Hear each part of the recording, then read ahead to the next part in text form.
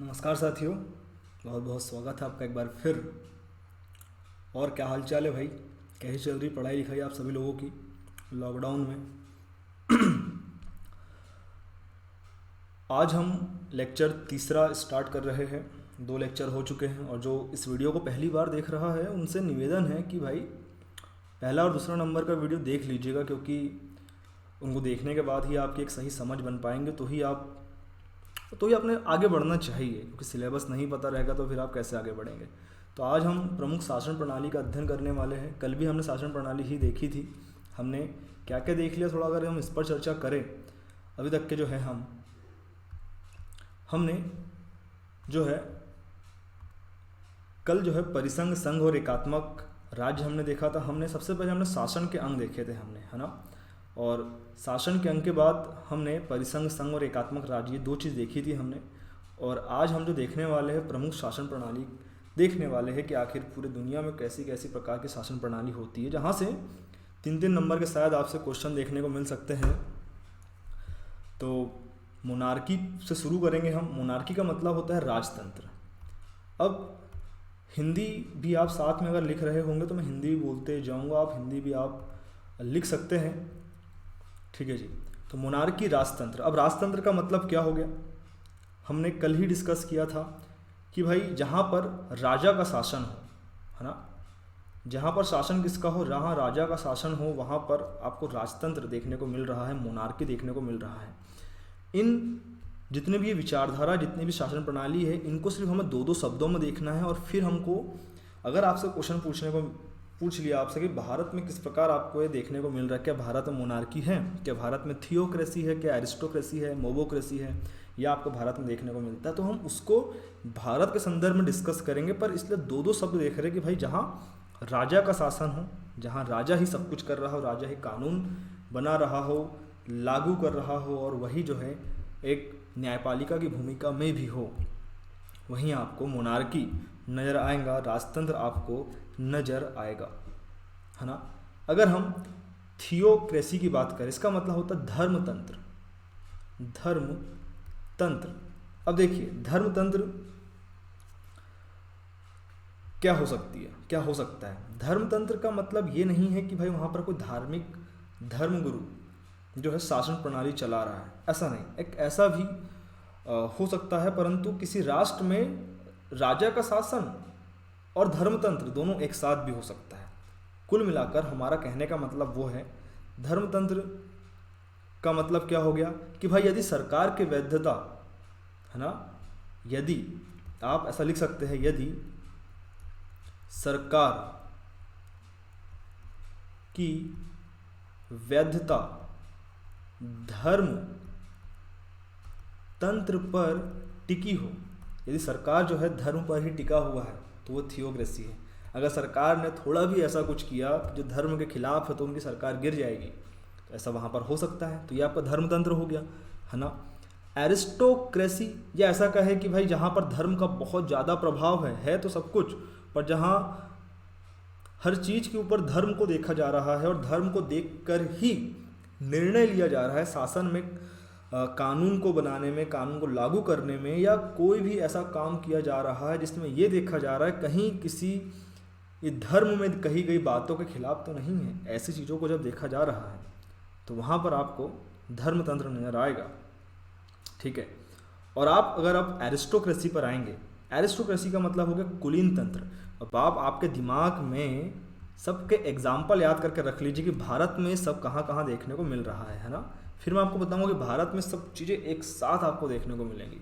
बड़ा भयंकर है हमारा भारत, जहाँ आपको राजा का शासन समान दिखेगा, कुलीन तंत्र मिलेगा, धर्म तंत्र मिलेगा, सब कुछ आपको देखने को मिलेगा। तो एरिस्टोक्रेसी मतलब कुलीन तंत्र। कुलीन तंत्र का मतलब सीधे से यही हो सकता है कि भाई एक वंशानुगत शासन चलते आ रहा है, वंश ही वंश आपको सब कुछ देखने को मिल रहा है, और किसी के प्रधानमंत्री पापा थे उनके, फिर बेटा जी प्रधानमंत्री बन गए, फिर दूसरे बेटा जी सपना देख रहे हैं, तो ये कुलीन तंत्र है। राजतंत्र भी एक प्रकार से कह सकते हैं हम, है ना।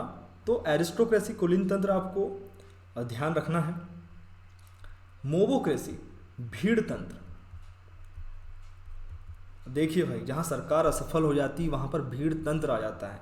जहाँ भीड़ कहती है कि सब कुछ हम करने वाले हैं, या वहाँ जो है, अब देखिए बड़ा मज़ेदार है भीड़ तंत्र भी।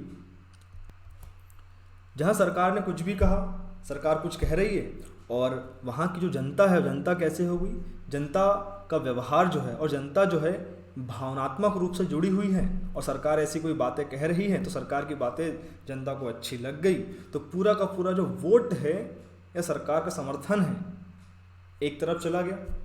ये क्या है? ये भीड़ तंत्र है। मतलब जब वहाँ का जनता का जो मत है, जनता कैसे सोचती है कि भाई हमारी पुरानी रीति के हिसाब से सोच रही है, पारंपरिक भावना को मान्यता से दे रही है, या उससे संचालित हो रही है, और भीड़ ही वहाँ पर निर्णय भी कर रही है, एक प्रकार से कह सकते हो। यहाँ आपको भीड़ तंत्र आपको नजर आएगा। और फिर अगर हम मीडियोक्रेसी की बात करें, मीडियोक्रेसी का मतलब क्या हो गया? औसत तंत्र। ठीक है, यहाँ इसका सिर्फ हिंदी मीनिंग याद रखिए, औसत तंत्र। हिंदी मीनिंग औसत तंत्र। ऑटोक्रेसी, ऑटोक्रेसी का मतलब था निरंकुश, नाम से स्पष्ट है, मैं ही शासक, मैं ही कानून और मैं ही जज, सब कुछ मैं ही करूँगा, ये हो गया निरंकुश तंत्र। फिर अगला एक और है जिसको आप कह रहे हैं जेरोनियोक्रेसी, या जिसको आप कहते हैं वृद्ध तंत्र। आपको ध्यान रखना है, वृद्ध तंत्र। अब ये भी आपको कैसे भारत में नजर आएगा, इसको भी हम समझेंगे कि भारत में आपको कहाँ पर वृद्ध तंत्र देखने को मिल रहा है। कि भाई जो जितनी भी राजनीति है, राजनीतिक पार्टियाँ, उसमें जितने भी राजनेता लोग हैं, एक औसत उम्र से ज़्यादा के सब आपको नेता लोग देखने को मिल रहे हैं। तो एक प्रकार से वृद्ध तंत्र ही है, यहाँ पर वृद्ध लोग सब देश को चला रहे हैं। और मेरिटोक्रेसी का मतलब ये हो गया कि भाई जहाँ पर योग्यता, इसको हिंदी में कहते हैं आप योग्यता तंत्र। यहाँ पर क्या हो रहा है कि भाई योग्यता को मान्यता दे रहे हैं कि भाई जो योग्य होगा वो आगे आएगा, है ना। और एक होता है कॉन्स्टिट्यूशनलिज्म, जिसको बोलते हैं आप संविधानवाद। तो इन सब के बारे में हमने थोड़ी थोड़ी चर्चा करी। अब सवाल ये उठता है कि भाई आखिर भारत में क्या है, भारत किस शासन प्रणाली के नज़दीक है, भारत में राजतंत्र है, धर्मतंत्र है, कुलीन तंत्र है, क्या क्या आपको नज़र आएगा। तो हम इसको थोड़ा समझते हैं कि भारत कहाँ पर है। ये अगर आपको क्वेश्चन आ जाए तो आप लिखने की स्थिति में रहोगे कि भारत में कौन सी शासन प्रणाली है। अब आप देखेंगे सैद्धांतिक रूप से, ठीक है, अगर आप सैद्धांतिक रूप से देखें, अब सैद्धांतिक रूप से इसका अर्थ यही है कि भाई गर्मी कुछ ज़्यादा हो रही है और वीडियो बनाने के लिए सब बंद करके रखा हुआ है। तो सैद्धांतिक रूप से हम देखें भारत में, तो भारत में क्या है, लोकतंत्र है ना। लोकतंत्र तो आपको देखने को मिल रहा है, परंतु बहुत सारी चीज़ें भी आपको साथ में देखने को मिलेगी। देखिए भारत में क्या है, अशिक्षा है, ठीक है, भारत में गरीबी है। भारत में अशिक्षा और गरीबी होने के कारण क्या हो रहा है, सत्ता की प्रतिस्पर्धा बहुत ही कम लोगों के बीच में है ना। जब जिस देश में बहुत ज़्यादा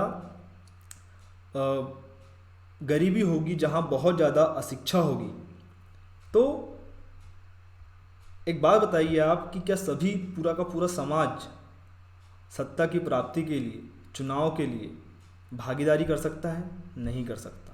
क्या सब कुछ चुनाव लड़ सकते हैं? नहीं लड़ सकते। तो यहाँ पर क्या हो जाता है, जो प्रतिस्पर्धा है, हर चीज़ में प्रतिस्पर्धा, हमने आपको चुनाव का उदाहरण दिया, पर जो प्रतिस्पर्धा है ये 2 से 3 गुटों के बीच में ही रहती है। और इसलिए भारत में आपको क्या देखने को मिल रहा है, आपको भारत में अल्पतंत्र, अगर आपसे पूछें, जब कुछ लोग मिलकर ही, जब प्रतिस्पर्धा कुछ लोगों में ही है, तो वह आपको क्या मिलेगा, अल्पतंत्र, जिसको आप गुट तंत्र भी कहते हैं। ये आपको भारत में लोकतंत्र के साथ साथ आपको देखने को मिल रहा है। तो ये तो पहली बात हो गई। दूसरी बात अगर हम करें तो भारत में वंशवाद की राजनीति होती है। एग्जाम्पल जल्दी कमेंट्स बॉक्स में लिखिए आपके वंशवाद की राजनीति कहाँ कहाँ आपको देखने को मिल रहा है। वंशवाद की राजनीति के लक्षण मिल रहे हैं। तो कह सकते हैं हम कि भाई लोकतंत्र तो है ना, परंतु लोकतंत्र के भीतर ही क्या है, यहाँ पर राजतंत्र है। लोकतंत्र के भीतर ही आपको यहाँ पर राजतंत्र भी नज़र आता है। तो ये ऐसे एग्जाम्पल आप दे सकते हैं। इंदिरा गांधी के बाद आप देख सकते हैं गांधी परिवार हो गया, है ना, एक गांधी परिवार हो गया, एक नेहरू कह रहे हैं हम। कश्मीर चले जाएंगे तो आप वहाँ पे अब्दुल्ला परिवार आप देख सकते हैं, पूरा का पूरा। आप राजस्थान चले जाइए, आप हिमाचल प्रदेश चले जाइए, आप जम्मू कश्मीर, आप विभिन्न राज्यों में चले जाइए, आप दक्षिण भारत में चले जाइए, आपको कहीं ना कहीं राजतंत्र या वंशानुगत वंशवादी राजनीति देखने को मिलती ही है। ठीक है, तो आपको ये समझ में आया होगा कि भाई भारत में कैसे वंशवादी राजनीति है। तो राजतंत्र भी भारत में किस रूप में देखने को मिल रहा है। साथ में भारत की अगर शासन प्रणाली की बात करें तो हमने संविधानवादी शासन प्रणाली को अपनाया है। ये आपको थोड़ा ध्यान रखना होगा, हमने कौन सी प्रणाली को अपनाया है? संविधानवादी शासन प्रणाली। परंतु संविधानवादी शासन प्रणाली को अपनाया है जहाँ पर क्या हो रहा है, ऐसी व्यवस्था जहाँ पर सुप्रीम कोर्ट रक्षक की भूमिका में देखने को मिलता है। संविधानवाद में ही तो ऐसा होता है कि जहाँ पर कार्यपालिका न्यायपालिका अलग अलग है, कार्यपालिका विधायिका अलग अलग है, और जो न्यायपालिका है रक्षक के रूप में है। यही संविधानवाद एक प्रकार से हम कह सकते हैं। परंतु कभी कभी यहाँ पर संविधानेतर शक्ति भी हावी हो जाती है। संविधान के हिसाब से तो चलेंगे, परंतु संविधानेतर शक्ति हावी कैसे? अब एग्जाम्पल देखिए। ऐसा कहते हैं जब इंदिरा गांधी की सरकार थी तो उस समय सरकार कौन चला रहे थे? राजीव गांधी। सब कुछ राजीव गांधी किया करते थे। बहुत सारे ऐसे कानून जो है इंदिरा गांधी ने गलती हो गई, राजीव गांधी नहीं, संजय गांधी, ये महानुभाव थे। संजय गांधी सरकार कह रहे हैं हम इसे। तो ऐसे बहुत सारे कानून थे जो इंदिरा गांधी ने संजय गांधी के दबाव में लाए हैं। मतलब एक संजय गांधी जो कि सरकार से कहीं से कहीं तक लेना देना नहीं है, परंतु वह संविधान पर हावी हो रहा है। ये बाहरी शक्ति है जो कि भारत की शासन प्रणाली में एक हस्तक्षेप देखने को आपको मिल रहा है। तो संविधानेतर शक्ति भी देखने को मिली आपको। उसका एक बड़ा अच्छा उदाहरण आप इसके जो पिछले जो यूपीए गवर्नमेंट में थी, ऐसा कहा जा रहा है कि भाई मनमोहन सिंह जो है प्रधानमंत्री तो थे, परंतु सरकार कौन चला रही थी? सोनिया गांधी चला रही थी, है ना। तो ये सब चीज़ें, तो भारत में संविधानेतर भी चीज़ें आपको देखने को मिल रही है। अब इसके बाद हम आगे बढ़े और भी थोड़ी शासन प्रणाली की बात करें हम, तो आप देखे होंगे कि भारत में जनता का जो मत है ये किससे तय होता है, तय कैसे हो रहा है, हम ये समझाने की कोशिश कर रहे हैं। तो जनता का मत व्यवहार से तय हो रहा है कि भाई सामने वाले का व्यवहार कैसा है। पारंपरिक मान्यता से संचालित हो रहा है। तो मतलब क्या हो गया? ये भीड़ तंत्र हो गया। उसके बाद अगर हम देखें चुनाव प्रणाली, ये कैसी है? अत्यधिक महंगी है। तो आप कह सकते हैं कि भारत में धन तंत्र भी नजर आएगा। और वहीं अगर हम देखें, अगर हम नेताओं की बात करें तो इनकी जो वैचारिक